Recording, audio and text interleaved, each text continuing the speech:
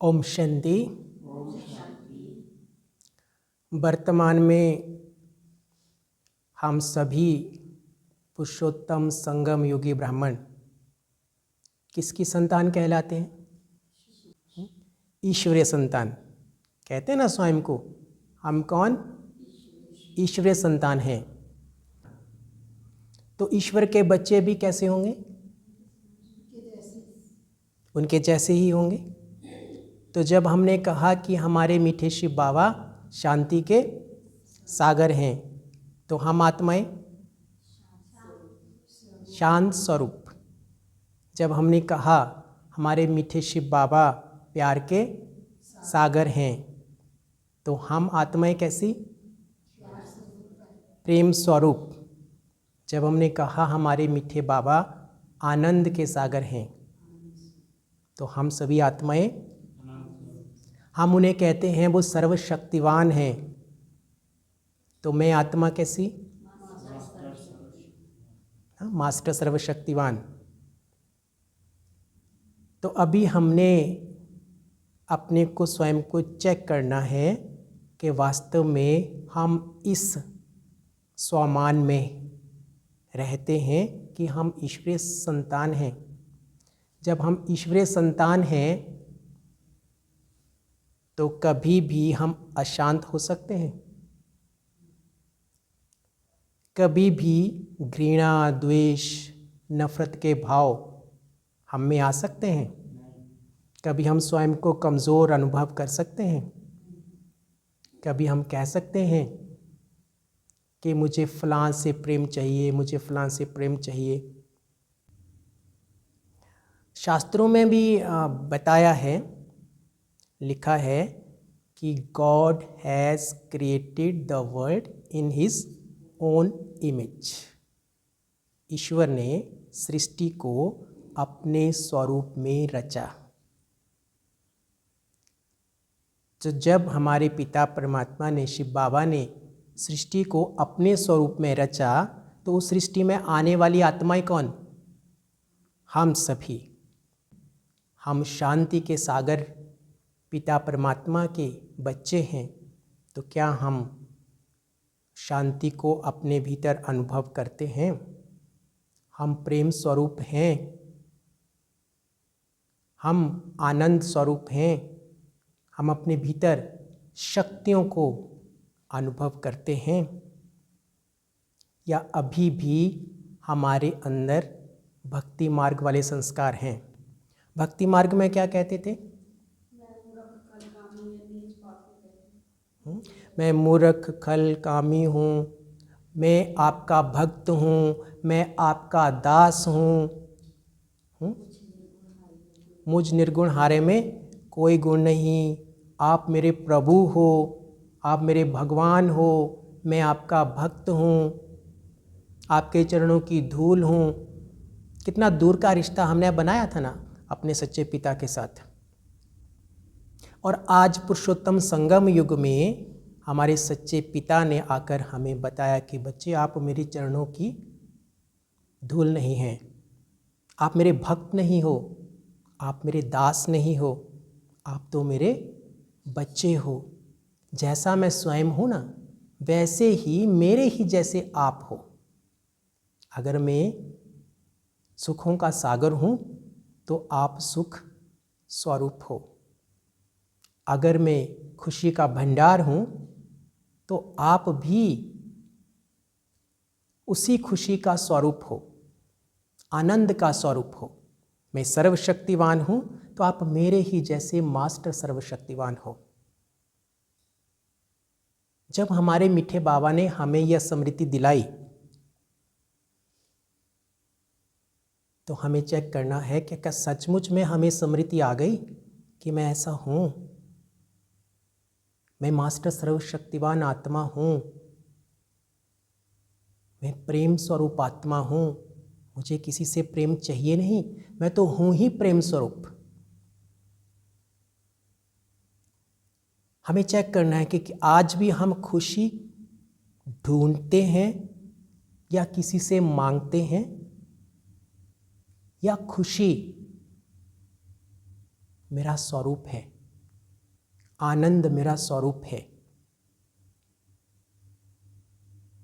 क्या आज मैं दूसरों से सुख मांग रहा हूँ? आज भी क्या मैं सुखों की कामना करता हूँ?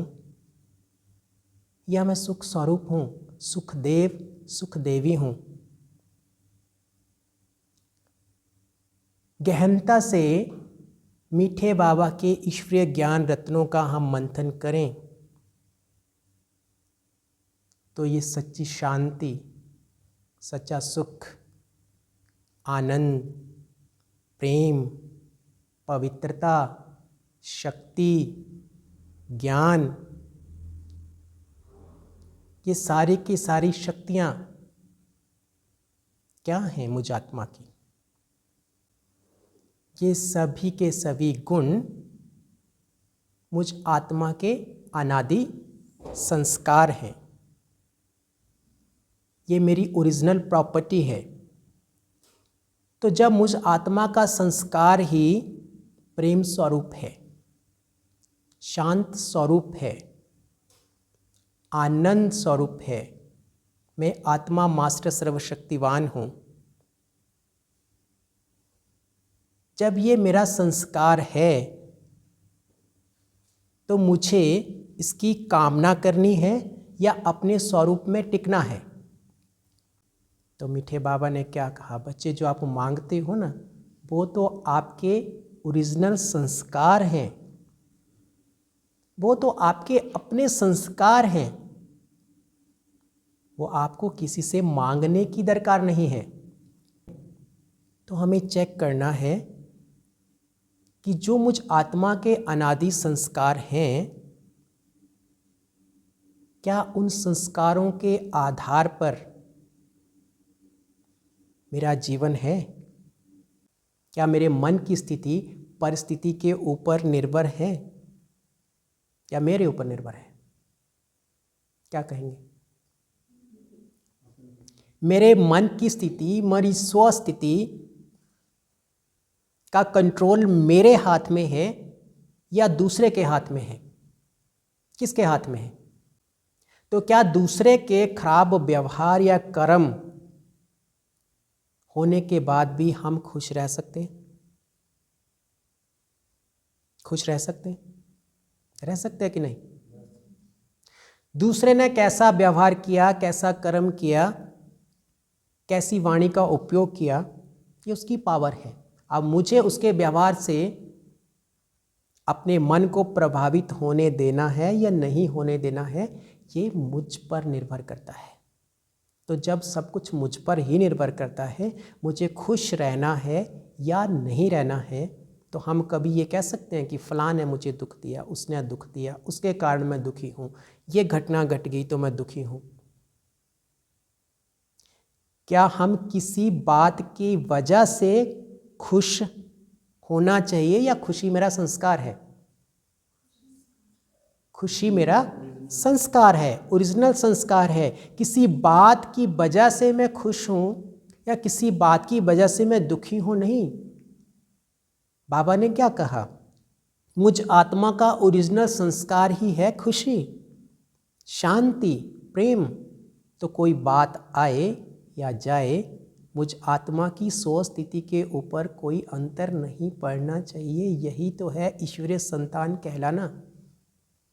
क्या कभी हमारे मीठे शिव बाबा की मनोस्थिति पर कभी किसी भी वातावरण, परिस्थिति या व्यक्ति का प्रभाव पड़ता है? सदा एक रस अवस्था ना। तो हम भी कौन? ईश्वरीय संतान। तो जब मीठे बाबा ने हमें कहा कि बच्चे आप मेरा ही स्वरूप हो, मेरे ही जैसे हो, तो फिर हम अगर दुखी हो जाते हैं, इसका अर्थ क्या है कि जो बाबा ने हमें स्मृति दिलाई, आप मास्टर सर्वशक्तिवान हो, क्योंकि आप सर्वशक्तिवान पिता परमात्मा के संतान हो। तो हम भूल गए, इसलिए हम अपने में कमजोरी अनुभव कर रहे हैं। जब हमारे मीठे बाबा ने कहा आप शांति के सागर के बच्चे, शांत स्वरूप आत्माएं हो, और फिर मैं आत्मा अगर अशांत होती हूँ तो इसका अर्थ क्या निकलता है? मैं आत्मा ने अपनी स्वस्थिति को छोड़ दिया। अपनी स्वस्थिति के आसन से मैं आत्मा उतर गई। जब मैं अपनी स्वस्थिति में स्थित रहूंगी तो क्या मैं आत्मा कभी दुखी हो सकती हूँ? फिर भी मैं आत्मा दुखी होती हूँ, क्यों? क्योंकि जब हम अनादि संस्कारों का स्वरूप थे तो कैसे थे? देने वाले, सतो प्रधान थे। सतो प्रधान थे तो कहाँ रहते थे? सतयुग में। और सतयुग को हम और क्या कहते हैं? दैवी दुनिया, पैराडाइज ना, स्वर्णिम दुनिया, यही कहते हैं। और अभी कौन सा समय चल रहा है? हाँ, कौन सा समय चल रहा है? कलयुग। और कलयुग में ये कैसे है? स्वास्तिका का भाग ऐसे ऐसे ऐसे माना क्या? ऐसे माना क्या? ऐसे माना हम मार रहे हैं। ऐसे जब हाथ उठाते हैं तो क्या करते हैं? मारते हैं, है ना? तो हम मारते रहते हैं, मारते रहते हैं, सारा समय मारते रहते हैं। किसको? अपने स्वयं को मारते रहते हैं। हर पल स्वयं को मारते रहते हैं। दूसरे को तो हम मार ही नहीं सकते। उसने ऐसे कर दिया, उसने ये कर दिया, वो ऐसा ना करता तो मैं खुश हो जाता, वो ऐसा ना बोलते तो मेरे मन की शांति गायब ना होती। अगर उन्होंने ऐसा व्यवहार नहीं किया होता तो देखो मैं खुश होती। उसने व्यवहार तो किया एक बार, और हम स्वयं को मार रहे हैं कितनी बार? कितनी बार? कोई गिनती नहीं है। उसने 1, 2, 10, 20 बोल बोले और वो बोल के चला गया व्यक्ति। अब वो जो बोल के गया उसका चिंतन अपने मन में हम कितनी बार कर रहे हैं? कितनी बार कर रहे हैं? कभी कभी बहुत थोड़ा सा किसी ने हमारे साथ खराब व्यवहार किया होता है और उस खराब व्यवहार को हम कितने दिन चिंतन करते हैं। तो उस समय में वास्तव में हम उसको मार रहे हैं कि स्वयं को मार रहे हैं? किसको मार रहे हैं?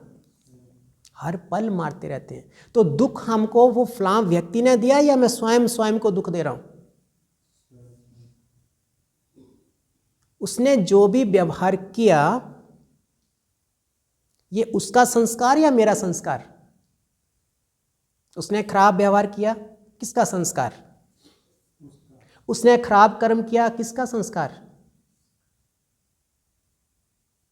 तो उसके संस्कार के लिए मुझे दुखी होने की आवश्यकता है? कोई भी व्यक्ति जब कोई भी खराब कर्म करता है और वो अच्छा व्यक्ति है तो क्या कहते हैं? आप अपने संस्कारों से इतना कैसे गिर सकते हो? कोई इतना कैसे गिर सकता है? अब मानो हम यहां से उठें और ये जो सीढ़ी के स्टेप हैं वहां से अचानक हमारा पांव फिसल जाता है,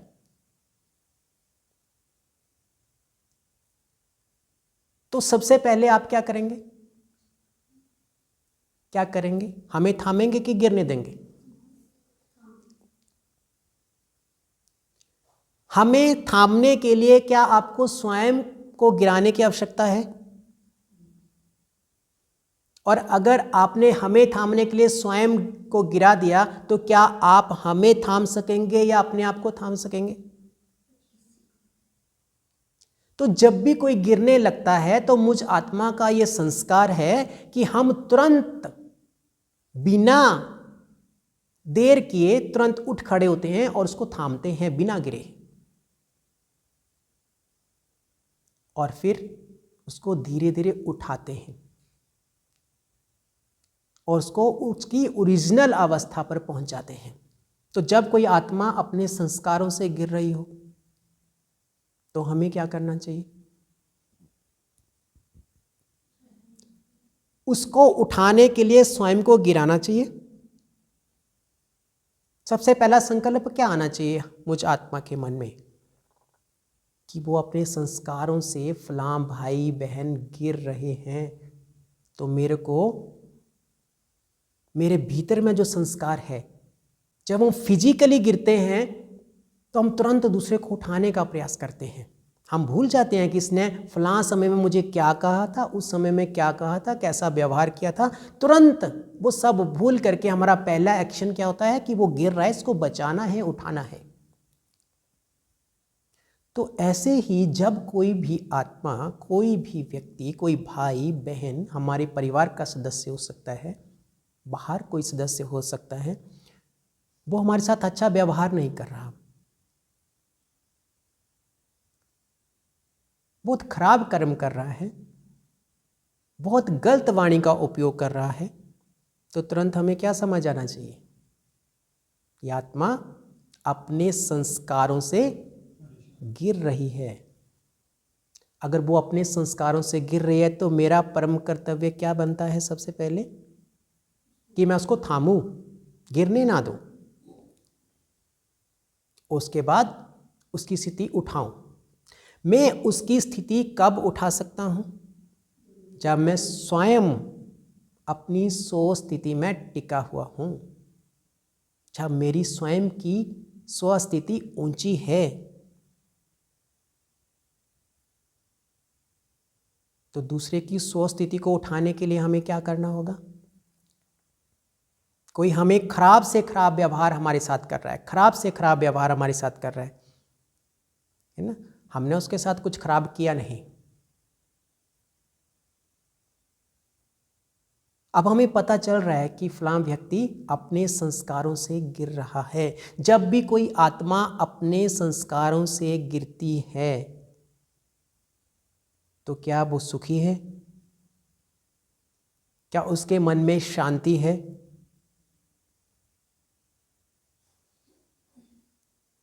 क्या वो आत्मा खुश है, शक्तिशाली है?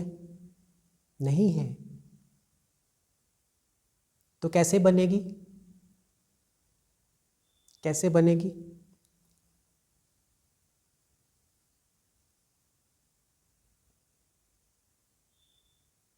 अगर वो कमजोरी अनुभव कर रही है तो क्या चाहिए उसको? शक्ति चाहिए। अगर वो अशांत है तो क्या चाहिए उसको? शांति चाहिए। आपके प्रति नफरत, द्वेष, घृणा ही घृणा है उसके मन में, तो क्या चाहिए उसको? सच्चा प्रेम चाहिए। अगर वो अज्ञानतावश बहुत खराब व्यवहार कर रही है तो क्या चाहिए उसको?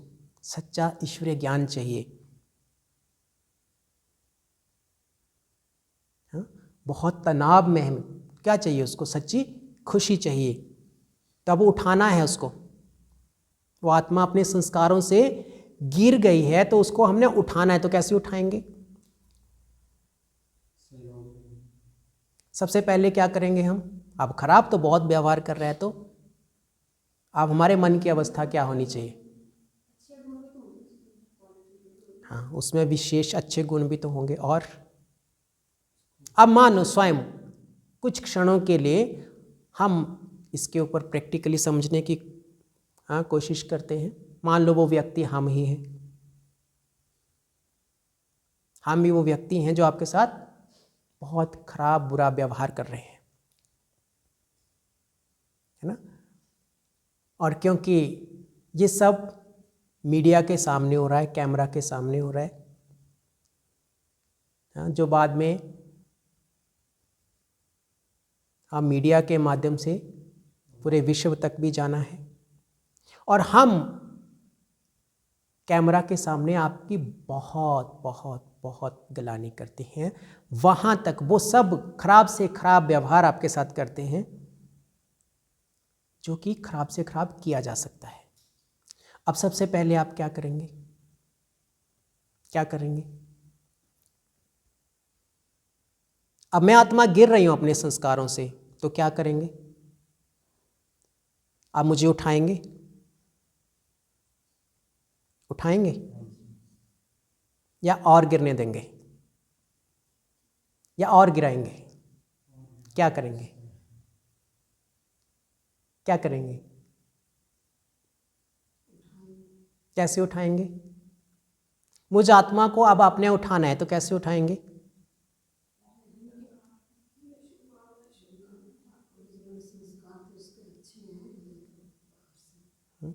मीठे बाबा ने हमें क्या सिखाया है? चाहे कितनी भी कोई खराब से खराब व्यवहार करने वाली आत्मा है, कितनी ही क्रोधी आत्मा है, कैसे भी संस्कारों वाली आत्मा है, ओरिजिनली कैसी है वो? ओरिजिनली तो वो भी मीठे बाबा ही की जैसे अनादि संस्कारों को धारण करने वाली आत्मा है। अभी वो संस्कारों से गिर रही है, तो हमें उसका ओरिजिनल स्वरूप देखना है। जब हम उसका ओरिजिनल स्वरूप देखेंगे तो सबसे पहले क्या करेंगे? उसे माफ करेंगे। सहज है। पूरी दुनिया के सामने हमारे साथ कोई बहुत बुरा व्यवहार कर रहा है, हमारा अपमान कर रहा है, जितना खराब से खराब व्यवहार किया जा सकता है वो कर रहा है। और मीठे बाबा ने हमें क्या सिखाया? वो बच्चा अपने संस्कारों के परवश है, तो अब आपको उसका कल्याण करना है, उसको उठाना है, उसकी सेवा करनी है। कौन सी सेवा? ईश्वरीय सेवा करनी है, क्योंकि आप स्वयं को पहचान चुके हो। आप बच्चे अपने स्वस्थिति में हो, आप उसको भी उसकी स्वस्थिति में लाना है, उसका कल्याण करना है। हमारे घर परिवार में, लौकिक परिवार में, हमारा घर का कोई सदस्य अगर मान लो बीमार पड़ जाता है, एक बीमार व्यक्ति कैसा व्यवहार करता है? क्या कभी हम उसके उस व्यवहार से दुखी होते हैं? या कभी हमारे मन में संकल्प आएगा कि नहीं, ये ऐसा व्यवहार कर रहा है ना, इसको इसकी अवस्था में पड़े रहने दो, मर जाने दो इसको? कभी आएगा संकल्प? उसके उस कड़वे व्यवहार को एक ओर करके हम उसकी मदद करते हैं, उसकी सेवा करते हैं, उचित से उचित उसका उपचार करवाते हैं और उसको स्वस्थ बनाते हैं, और उसके व्यवहार को कभी भी मन से नहीं लगाते। उसके हर खराब से खराब व्यवहार के लिए उसे माफ कर देते हैं। करते हैं कि नहीं? करते हैं। तो उसके उस खराब व्यवहार से कभी हम दुखी होते हैं? क्योंकि हमने उसे माफ कर दिया। जब भी हम किसी भी व्यक्ति को, किसी भी आत्मा को उसके खराब व्यवहार के लिए दिल से माफ कर देते हैं, तो उस समय में हमें उसके व्यवहार से कभी कोई कष्ट प्राप्त नहीं होगा, क्योंकि हमें ये बात का एहसास है, इस बात का ज्ञान है, हम अपनी स्वस्थिति में स्थित हैं। हमें पता है कि वो आत्मा अपने संस्कारों से गिर रही है। हमने भक्ति मार्ग में मीठे बाबा से या देवी देवताओं से जो मांगा, क्या मांगा? सुख, शांति, प्रेम, खुशी, शक्ति, यही मांगा ना। तो जब हमने उनसे मांगा तो इसका अर्थ हमारे जीवन में अभाव था। और देवी देवताओं को कभी मांगते देखा? अगर उनकी मंदिर में मूर्ति के आगे भी हम जाते हैं तो हाथ कैसे होता है? सदा देने वाला, वरदानी। तो अभी हम अपने स्वस्थिति में अगर टिकते नहीं हैं तो हम मांगने वाले हो जाते हैं। हमें खुशी दे दो, हमें सुख दे दो, हमें शांति दे दो, हमें शक्ति दे दो। और हम किसकी संतान है? किसकी संतान? शांति के सागर की संतान। और क्या मांग रहे हैं? शांति दे दो ना। पल में हम भूल जाते हैं कि अब किसकी संतान। हम आनंद के सागर की संतान, और अपने लौकिक परिवार से, अपने ब्राह्मण परिवार से, अपने पड़ोस से, रिश्तेदारों से, जो लोग हमारे साथ काम करते हैं, क्या कहते रहते हैं? उसने हमारे साथ व्यवहार अच्छा नहीं किया ना, इसलिए मेरी खुशी गायब हो गई, मुझे खुशी चाहिए। फलाने कर्म ऐसा किया ना, इसलिए मेरे अंदर से प्रेम ही खत्म हो गया, नफरत ही नफरत है उसके लिए। वो फलां व्यक्ति अगर अपना सुधार कर लेवे ना, वो अच्छा व्यवहार करे तो हमारा घर स्वर्ग बन जाए, कहते हैं कि नहीं? तो उस घर का दूसरा सदस्य भी कहता है कि अगर आप अपने को थोड़ा सा चेंज कर लो ना, घर तो भी स्वर्ग बन जाएगा। कहने का अर्थ क्या है? कौन चेंज करे? दूसरा परिवर्तन करे अपने स्वयं को, तो घर स्वर्ग बन जाएगा। तो क्या मुझे सदा मांगने वाला ही बने रहना है? क्या हमें मांगने वाला संस्कार अच्छा लगता है? मांगने वाला संस्कार क्या वास्तव में अच्छा है? कौन सा संस्कार अच्छा है? देने वाला, है ना, सदा देने वाला। क्योंकि हम दाता के बच्चे हैं। किसके बच्चे? दाता के बच्चे। तो दाता के बच्चे बन जाने के बाद मुझ ब्राह्मण आत्मा के अंदर ये मांगने वाला संस्कार शोभता नहीं है।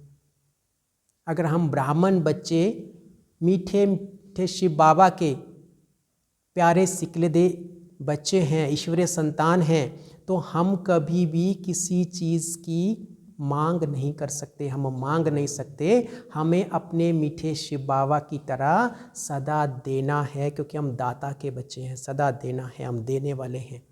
हमें अपने ओरिजिनल स्वरूप में टिकना है, बस इतना ही काम है। बार बार मीठे शिव बाबा हमें याद कराते हैं, बच्चे आप मास्टर सर्वशक्ति, वो कितने सम्मान दिए बाबा ने हमें। आप फरिश्ता स्वरूप आत्मा हो, आप मेरे नूरे रतन हो,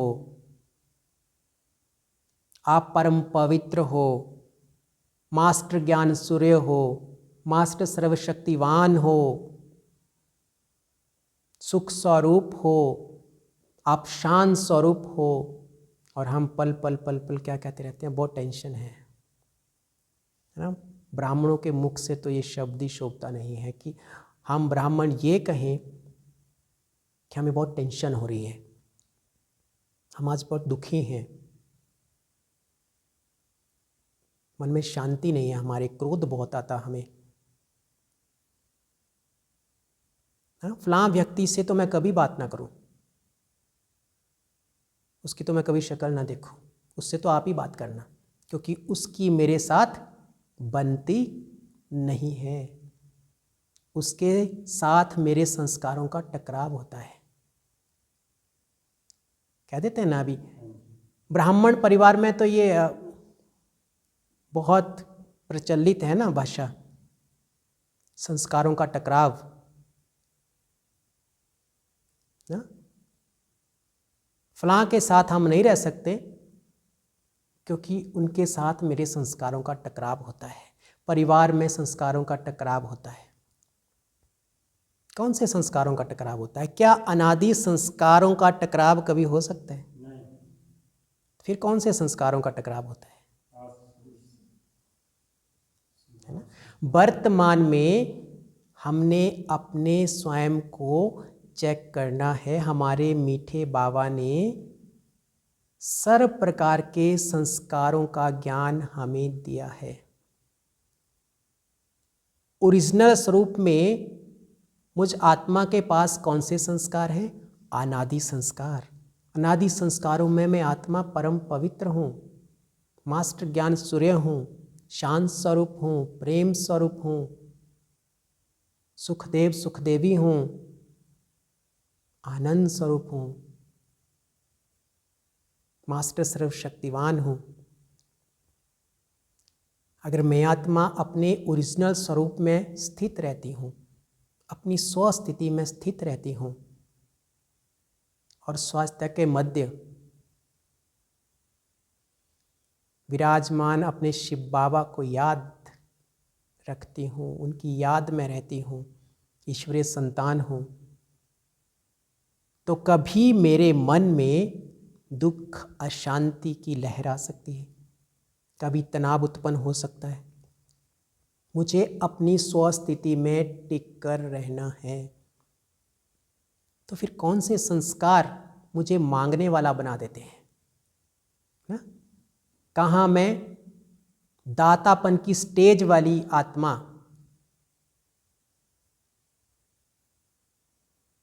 कहाँ देने वाली आत्मा, और कहाँ मैं मांगने वाली आत्मा बन जाती हूँ।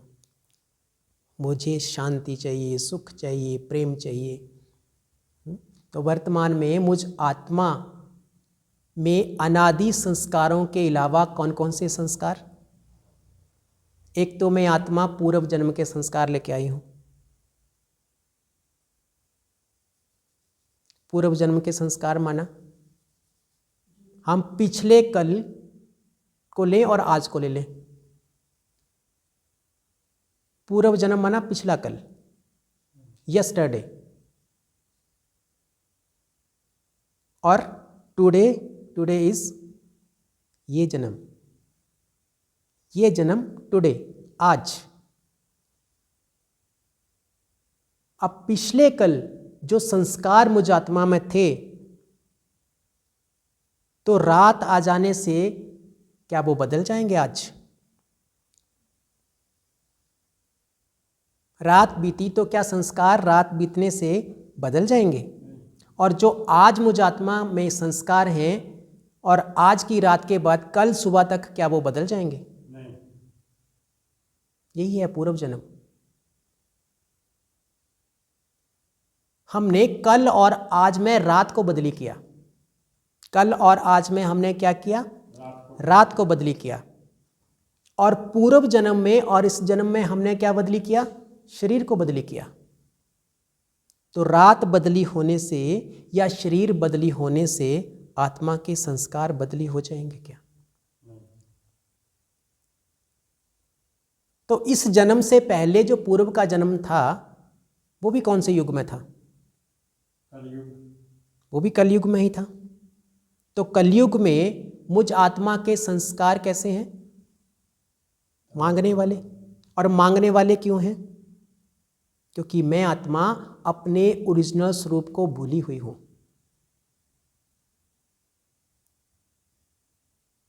और अपने आप को क्या कहते हैं? मनुष्य की संतान। तो सदा ही डिफरेंस निकल गया है कि मांगने वाले कौन होते हैं? मनुष्य।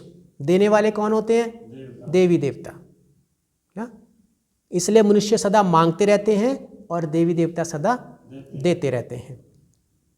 तो अभी क्योंकि मेरे भीतर में मांगने के संस्कार हैं, मनुष्य के संस्कार हैं, तो पूर्व जन्म में भी मैं आत्मा वही लेकर के आई। और जब मैंने इस जन्म में जन्म लिया तो दूसरे एक और संस्कार मुझे मिले। कौन से? खानदानी संस्कार। तो जिस खानदान में मैंने जन्म लिया वो खानदान सतयुगी आत्माएं हैं या कलयुगी आत्माएं? वो कलयुग में रह रही या सतयुग में? वो भी कलयुग में है। तो उनके अंदर भी कौन से संस्कार हैं? मांगने वाले या देने वाले? हमें देखना है कि जिस खानदान में मैंने जन्म लिया वो भी सुख, शांति, खुशी, शक्ति मांगते हैं या देते हैं? मांगते हैं या देते हैं? उनके भीतर में भी कौन से संस्कार हैं? मांगने वाले ही संस्कार हैं। उसके बाद जब हम बड़े होते हैं तो हमें बाहर के वातावरण के संस्कार मिलते हैं। तो बाहर वातावरण में जितने भी मनुष्यों से हम कार्य व्यवहार में आते हैं तो वो कलयुग में रहने वाली आत्माएं या सतयुग में रहने वाली आत्माएं? उनके अंदर भी कौन से संस्कार हैं? मांगने वाले या देने वाले? वो भी क्या कहते? आप हमसे क्या 2 बोल मीठे नहीं बोल सकते? क्या आप प्यार से बात नहीं कर सकते हो? आपको पता है आपके व्यवहार से मैं कितना दुखी रहता हूं। हर दिन, पूरे दिन में हम चेक करें तो क्या देखते हैं? पूरे दिन में उसने ये किया, उसने ये किया, उसने ये किया, उसने ये किया। अगर वो ऐसा नहीं करता तो मैं दुखी नहीं होता। मैंने दुखी तो होना ही था, क्योंकि उसने बोल ही ऐसे बोले, उसने व्यवहार ही ऐसा किया, इसलिए मैं दुखी हो गया। इसलिए मुझे क्या चाहिए? मुझे क्या चाहिए? खुशी चाहिए। मैं ये चाहता हूँ। फिर क्या कहते हैं? परिवार के दूसरे सदस्य को, या परिवार में कोई बड़ा है, क्या करेंगे? उसको जाकर शिकायत करेंगे, उनको समझा देना अच्छे से, उनका व्यवहार मेरे साथ अच्छा नहीं है। या तो वो समझ आए, या तो वो अपना सुधार कर ले, या फिर मुझसे बात ना करें। मैं क्यों दुखी रहती हूँ सारा दिन? क्योंकि उसका व्यवहार मेरे प्रति अच्छा नहीं है। हम स्वयं को चेक करें। जब भी हम दुखी होते हैं तो अपने दुखों का इल्जाम हम सदा ही दूसरों पे लगाते हैं। उसने ऐसे किया तो मैं दुखी हूँ, उसने ऐसा किया तो मैं दुखी हूँ, ये परिस्थिति ऐसी आ गई थी ना, इसलिए मैं दुखी हूँ। और अगर हमें कोई अकेला कर दे एकदम, और जितना भी जीवन को जीने के लिए आवश्यक साधन चाहिए वो भी जुटा दे कोई हमारे लिए, क्योंकि हमारे संस्कारों का टकराव होता है ना औरों के साथ। हमें कोई अलग एक घर बना दे शांत जगह में, सुख सुविधा के सारे साधन उपलब्ध करवा दे, तो सुखी हो जाएंगे हम। सुखी हो जाएंगे हम,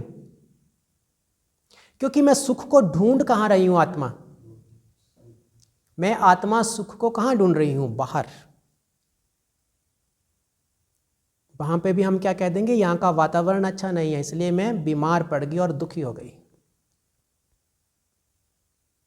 यहाँ की जलवायु ठीक नहीं है, यहाँ पे अकेलापन बहुत है, क्योंकि मेरे साथ ही कोई नहीं है, तो दुखी तो होना ही है, स्वाभाविक है। जब साथ रहते हैं तो दुखी, जब अकेले हो गए तो भी दुखी, जब सारे के सारे सुख के साधन उपलब्ध हैं तो दुखी, जब उपलब्ध नहीं है तो दुखी। तो हमें चेक करना है हम दुखी वास्तव में हैं क्यों? किसी स्थूल वस्तु के अभाव से हम दुखी नहीं हैं। और जब जितने भी सुख सुविधाएं की चीज़ें हैं, या स्थूल वस्तुएं हैं, स्थूल धन है, स्थूल संपत्ति है, वो संपूर्ण रीति से हमारे पास आ भी जाएगी तो भी हम सुखी हो जाएंगे। हो जाएंगे, क्योंकि उनके अभाव के कारण तो मैं दुखी हूं ही नहीं, मैं अपने संस्कारों के कारण दुखी हूं। तो मुझे करना क्या है? अभी तक कौन से संस्कार है मुझ आत्मा के अंदर? मांगने वाले संस्कार। मांगने वाले संस्कार कहाँ से मिले हमें?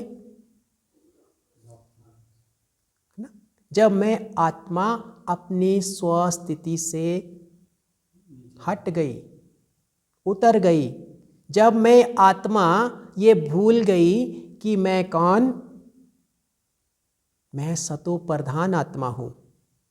जिस चीज की मैं मांग कर रही हूं मैं तो उसका स्वरूप हूं, मैं उसमें भरपूर हूं।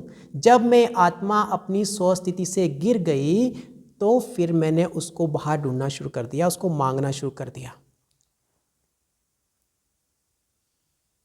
और अभी मुझ आत्मा के अंदर कौन कौन से संस्कार? एक तो मुझ आत्मा के ओरिजिनल संस्कार,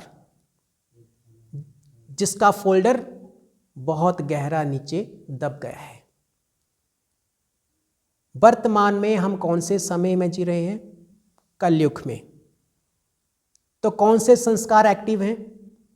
एक्टिव कौन से हैं संस्कार? पूर्व जन्म के, खानदानी और वातावरण से मिले हुए संस्कार। ये सभी के सभी संस्कार एक्टिव हैं, और सारे के सारे संस्कार कौन से हैं? इनकी क्वालिटी क्या है? मांगने वाली, मुझे चाहिए। तो हम क्या करते हैं? सिर्फ बाबा से ही नहीं मांगते, है ना। बाबा ने तो कहा है हम बच्चों को कि बच्चे मांगने से तो मरना बेहतर। क्योंकि ये बिल्कुल वैसे है जैसे मानो इस दुनिया में भी कोई अरबपति है, अरबपति, तो उसके बच्चों को या उसके परिवार को क्या कभी पैसे की चाहना हो सकती है? मुझे पैसा चाहिए, मुझे स्थूल धन चाहिए। अरबपति है वो, पहले से अरबपति है। उस खानदान में जन्म लेने वाला बच्चा पहले से ही जन्मते ही अरबपति है। हाँ, जिसने जन्मते ही अथाह धन देखा, क्या उसके मन में कभी भी धन की आश होगी? और मानो कि वो बाहर गया और कोई पैसे बांट रहा है, हाँ, और कहे भाई पैसे किस किस को चाहिए। हाँ, होते हैं ना शाहूकार, दान करते हैं ना, स्थूल धन का भी दान करते हैं, तो क्या कहेंगे भाई जिस जिसको पैसा चाहिए हाथ उठाओ। तो कौन हाथ उठाएगा? जिसके पास अभाव है। और वो अरबपति का बच्चा भी वहां बैठा है तो हाथ उठाएगा, और अगर वो उठा देगा तो शोभेगा? अगर उसने हाथ उठा दिया तो शोभेगा?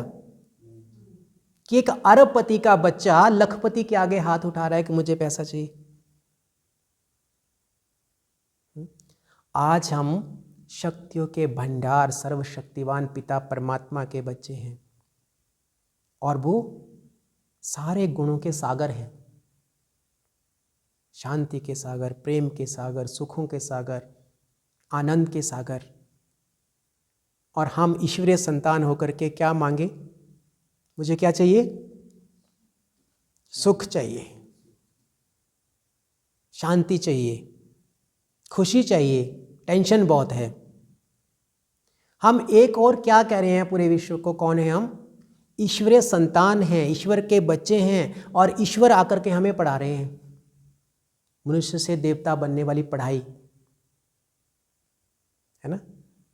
और दूसरी तरफ अपने को चेक करना है, कभी कभी हमारे मुख से निकल जाता है उन्हीं लोगों के सामने, क्या करे, टेंशन बहुत है।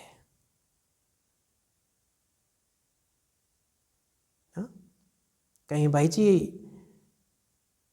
क्या बात है, आज कुछ ठीक नहीं लग रहे आप, मेरा मन ना कुछ आज ठीक नहीं है, बड़ा अशांत है। और उन्हीं लोगों के सामने जिन्हें हम ये कहते हैं कि हम ईश्वरीय संतान हैं, ईश्वर हमें पढ़ाते हैं, हम मनुष्य से देवता बनने वाली पढ़ाई पढ़ रहे हैं, और उन्होंने हमें क्रोध करते देख लिया कहीं। क्रोध करना माना शांति गायब। हमें क्रोध आ रहा है,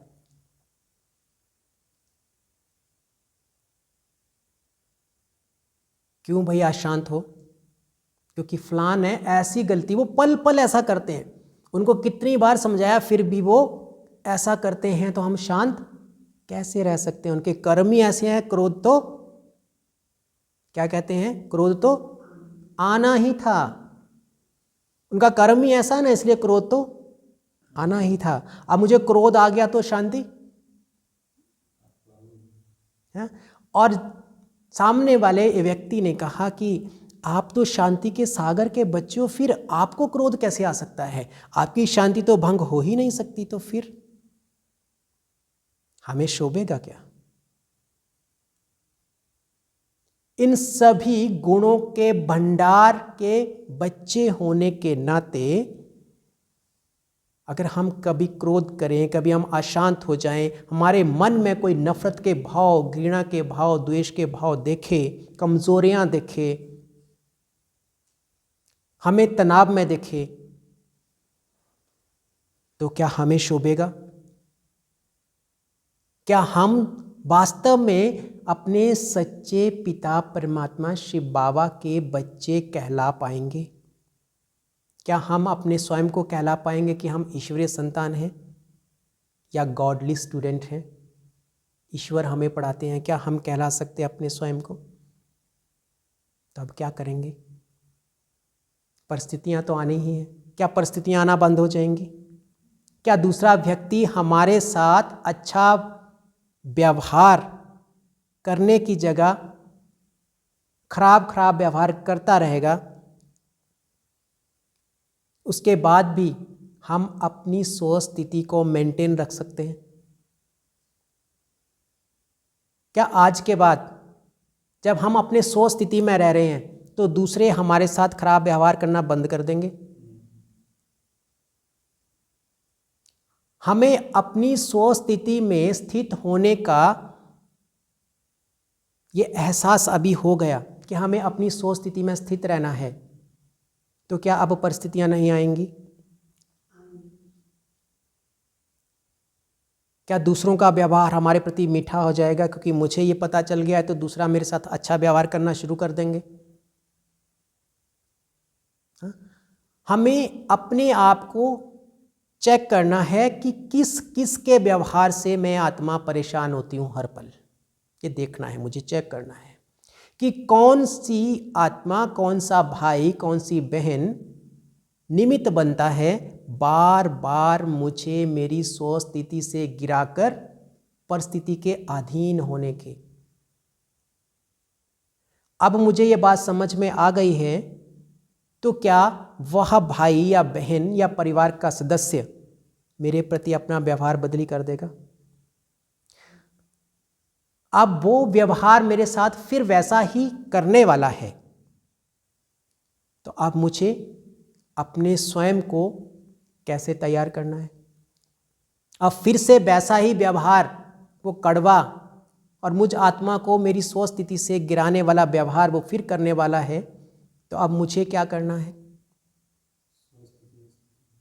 सबसे पहले तो मुझे अपनी सोच स्थिति में स्थित रहना है, क्योंकि वह आत्मा खराब व्यवहार मेरे साथ इसलिए कर रही है क्योंकि अपने संस्कारों से वो गिर रही है। उसके ये कलयुग वाले संस्कार, ये जो कलयुग वाले संस्कार हैं, पुराने संस्कार, वो पावरफुल तरीके से एक्टिव हैं। जो भी, चाहे वो हमारे परिवार का सदस्य है, चाहे वो हमारा ब्राह्मण परिवार है, चाहे हमारा लौकिक परिवार है, चाहे जहाँ पे हम काम करते हैं वो कोई व्यक्ति है, जब वो मेरे साथ खराब से खराब व्यवहार कर रहा है तो इसका अर्थ क्या है? मुझ आत्मा को तुरंत समझ जाना है ईश्वरीय ज्ञान के आधार पर कि वह आत्मा के कलयुगी संस्कार, पुराने संस्कार पावरफुल रीति से एक्टिव हैं। अब उसके कलयुगी संस्कार पावरफुल रीति से एक्टिव हैं तो व्यवहार कैसे करेगा वो व्यक्ति? वैसा ही व्यवहार करेगा ना, कड़वा ही व्यवहार होगा उसका। तो जब वो ऐसा व्यवहार कर रहा है तो इसका अर्थ क्या है? वो आत्मा अपने ऊंचे संस्कार, जो अनादि संस्कार हैं, जो दैवी संस्कार हैं, उनसे गिर के वो कहाँ पहुंच गई? कलयुगी संस्कारों में, मांगने वाले संस्कारों में। तो एक रीति से हमें बहुत अच्छे से समझ लेना है, वो आत्मा कलयुगी संस्कारों के प्रभाव में है तो क्या कर रही है? मुझसे मांग रही है। वो आत्मा कौन से संस्कारों के वशीभूत है? कलयुगी संस्कारों के वशीभूत है। और कलयुगी संस्कारों के वशीभूत होकर के आत्मा का कौन सा संस्कार इमर्ज हुआ होता है? मांगने वाला। तो वो क्या मांग रही है मुझसे? जब वो क्रोध में है तो क्या मांग रही है मुझसे? शांति मांग रही है। जब वो आत्मा दुखी है बहुत और दुखी होकर के ऐसा व्यवहार कड़वा कर रही है तो क्या मांग रही है मुझसे? सुख मांग रही है।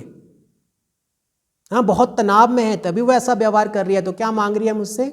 खुशी मांग रही है, सच्ची खुशी चाहिए उसको। वो मेरे साथ ऐसा कड़वा व्यवहार कर रही है वो आत्मा, तो मुझसे उसको क्या चाहिए? वो मुझसे प्रेम चाहिए उसको।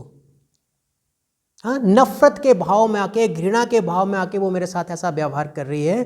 तो अब मुझे अपनी सोच स्थिति में स्थित रहना है या मुझे भी कलयुगी संस्कारों को इमर्ज कर लेना है? क्या करना चाहिए? मेरे मन में अगर ये भाव उत्पन्न हो रहा है कि उसने मेरे साथ ऐसा व्यवहार किया, वो ऐसा व्यवहार मेरे साथ कर कैसे सकते हैं? फिर हमने किसी से राय ले ली, अभी देखो उसने मेरे साथ ऐसा व्यवहार किया ना, उसने मुझे ये कहा उसने ऐसा किया वैसा किया, अब बताओ मुझे क्या करना चाहिए? तो अगर तो 7 वाली आत्मा अपनी स्व स्थिति में है, अनादि संस्कारों के प्रभाव में, तो क्या कहेगी? आपको भी स्व स्थिति में ले आएगी।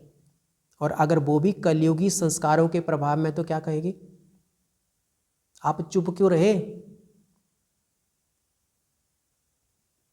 आपको भी 10 बातें सुना देनी चाहिए, नहीं तो वो कल आपके साथ फिर से वैसा ही व्यवहार करेंगे। तो राय भी कैसे मिलती है कलयुग में हमको? गिराने वाली या उठाने वाली? मैक्सिमम राय कैसी मिलती है? हाँ, वो आत्मा जो हमारे साथ खराब व्यवहार कर रही है वो तो अपने संस्कारों से गिरावट में है ही, पर हम उस समय में अगर किसी से राय लेते हैं और उन्होंने हमें भी गिराने वाली दे दी, तो हम भी गिर जाएंगे। तो उस समय में हमें क्या करना है? अपनी स्व स्थिति में स्थित रहना है। स्व स्थिति में स्थित रहेंगे तो हम उस आत्मा को भी उठा सकेंगे। अब उस आत्मा को हमने कैसे उठाना है? तो सबसे पहले तो हमें ये एहसास होना चाहिए कि वो आत्मा अपने संस्कारों से गिर रही है, तो मुझे क्या करना है? जो मेरा संस्कार है उसको उठाने का, मुझे उसे उठाना है। उसको उठाने के लिए किस चीज़ की आवश्यकता पड़ेगी? सबसे पहले मैं उसे माफ़ कर दूं। सबसे पहले अगर मैंने उसे माफ़ कर दिया तो फिर उसको उठाने के लिए शक्ति की आवश्यकता है, उसको देना पड़ेगा कुछ। पहले तो मैंने उसे माफ़ किया, कहने का अर्थ उसके व्यवहार का प्रभाव अपने ऊपर नहीं पड़ने दिया। अब उसको उठाना है, थाम तो लिया, अब उसको उठाना है। तो कैसे उठाएंगे? उसको क्या चाहिए? उसको चाहिए क्या था? शांति चाहिए थी। हाँ, थोड़ा आप रेस्पॉन्स करेंगे तो अच्छे से हम रूहरियान कर पाएंगे। क्या चाहिए था उसको? शांति चाहिए। तो मुझे क्या देना है? जब वो क्रोध में है, बाबा ने सबसे पहले हमें क्या कहा? बाबा कहते हैं कि जब भी कोई ऐसी आत्मा आपके कार्य व्यवहार में आती है तो सबसे पहले तो उसे माफ़ कर दो। क्यों माफ़ कर देना है? क्योंकि वो आत्मा अपने कलयुगी संस्कारों के परवश है। और माफ़ कर देने के बाद उसको फिर उठाना है। उठाने के लिए हम कहें आप बहुत अच्छे हो। ये मुख से बोलने की ज़रूरत नहीं है कि आप बहुत अच्छे हो। हमने मन से कहना है आत्मा बहुत अच्छी है। और वो आत्मा बहुत अच्छी है जो हमारे साथ खराब से खराब व्यवहार कर रही है, ये कहना तभी हमारे लिए सहज होगा जब हम ये समझ जाएंगे कि वो अपने संस्कारों से गिर रही है। वो कलयुगी संस्कार उसके बहुत पावरफुल रीति से एक्टिव हैं, तो वो ऐसा ही व्यवहार करेगी। तो मुझे क्या करना है? उसके अनादि संस्कारों को इमर्ज करने में मदद करनी है। और मैं उस आत्मा के अनादि संस्कारों को इमर्ज करने में मदद तभी कर सकती हूँ जब मैं स्वयं अपने अनादि स्वरूप में हूँ, जब मैं स्वयं अपनी स्व स्थिति में हूँ। तो जब मैं स्वयं स्व स्थिति में हूँ तो उसको भी किस रूप में देखूंगी? ये भी सतो प्रधान आत्मा है, यह भी ईश्वरीय संतान है। अभी यह आत्मा मेरे साथ ऐसा व्यवहार इसलिए कर रही है या करती ही रहती है क्योंकि ये कलयुगी पुराने संस्कारों के प्रभाव में है। इसके सभी पुराने संस्कार इमर्ज हैं, पावरफुल रीति से एक्टिव हैं। अब मुझे क्या करना है? इसको दुआ देनी है। आप बहुत अच्छे हो, आप बहुत अच्छे हो, आप सर्वशक्तिवान मीठे बाबा की ईश्वरीय संतान हो, आप मास्टर सर्वशक्तिवान हो, आप प्रेम स्वरूप हो, आप शांत स्वरूप आत्मा हो, आप सुख स्वरूप आत्मा हो। जब ऐसी दिल से उसको दुआ देंगे तो कौन सी ऊर्जा उसके प्रति हम एमिट कर रहे हैं कौन सी? पॉजिटिव ऊर्जा। पॉजिटिव ऊर्जा, दुआ की ऊर्जा जब हम उसको दे रहे हैं तो उसको उठा रहे हैं, आत्मा को, उसको शक्ति दे रहे हैं। तो धीरे धीरे करके हम उस आत्मा की स्तो स्थिति को भी उठा सकेंगे और फिर अपने स्वयं के अनादि संस्कारों के आधार पर हम अपनी स्वस्थिति को तो बनाकर रखेंगे ही, औरों की भी स्वस्थिति को बनाने में मददगार बनेंगे। और तब हम संस्कारों के आधार पर अपने अनादि संस्कारों को इमर्ज करके और सभी पुराने कलयुगी संस्कारों को मर्ज करके ईश्वरीय याद से हम अपने लिए सुखमय संसार बना सकते हैं।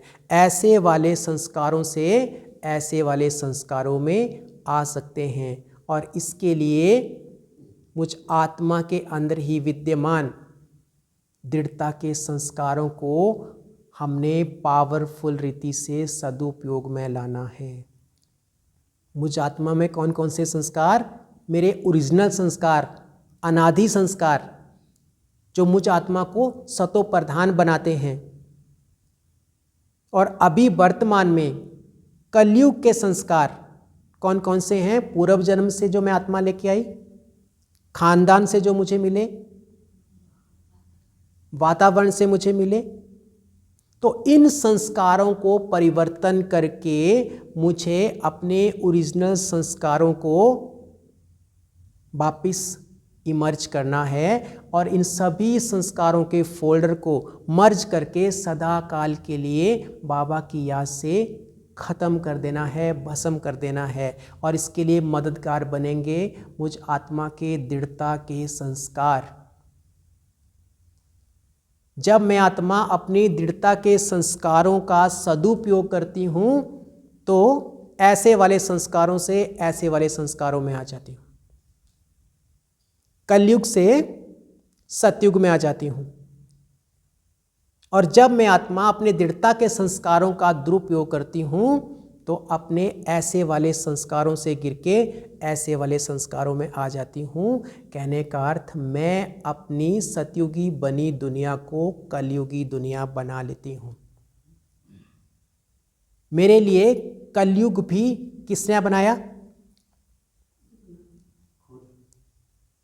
हमारे लिए कलयुग किसने बनाया? हमने स्वयं बनाया। और हमारे लिए सतयुग कौन बनाएगा? सतयुग भी हमें स्वयं ही बनाना है। जब हम ऐसे वाले संस्कारों को परिवर्तन करके अपने अनादि संस्कारों को इमर्ज कर लेंगे तो हमारे लिए सतयुग आ जाएगा। तो हम इसके लिए तैयार हैं। हमें अपने इन संस्कारों को इमर्ज करना ही है, तब हमारे लिए सुखमय संसार दूर नहीं। अभी हम स्वयं के लिए कहते हैं हमारा भाग्य कौन लिखता? जब हम भक्ति मार्ग में थे, या दुनिया भी क्या कहती है, भाग्य कौन लिखता है? भाग्य विधाता। भाग्य विधाता हमारा भाग्य लिखते हैं। अगर भाग्य विधाता ने हमारा भाग्य लिखा तो भाग्य कैसा होना चाहिए?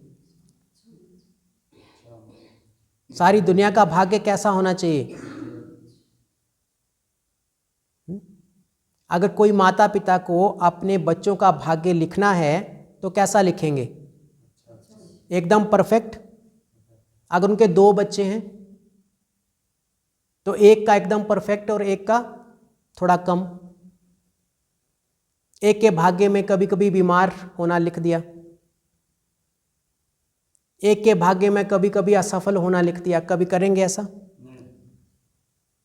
अगर भाग्य विधाता मीठे शिव बाबा ने हमारा भाग्य लिखा होता तो हम सबका भाग्य एकदम परफेक्ट होता।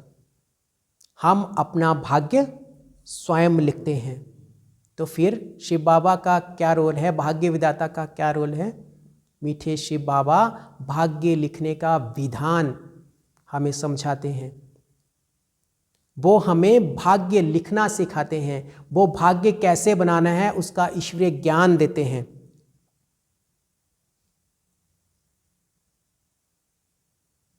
और भाग्य हम उनसे मिले ईश्वरीय ज्ञान के आधार पर स्वयं बनाते हैं। इसके साथ ही ओम शांति।